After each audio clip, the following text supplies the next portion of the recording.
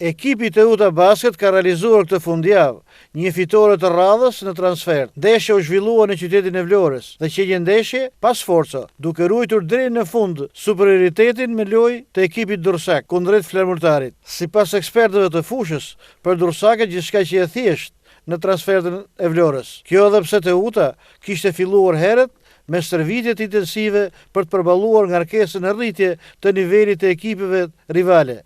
Në këtë ndeshje, Teuta triumfoi me rezultatin e thellë 35-81 kundër Lënjatëve, respektivisht 8-20 në pjesën e parë, 5-25 në të dytën, 5-20 në të tretën dhe 17-16 në të fundit. Ekspertët që ndoqën ndeshjen e cilësuan këtë takim si një takim pa histori. Kjo pasi disniveli mes Teutës dhe Flamurtarit ishte jashtëzakonshëm e vendësit, që shënuan vetëm 18 pikë në 30 minutët e para, kundrejt 65 pikëve të ekipit Durrësak.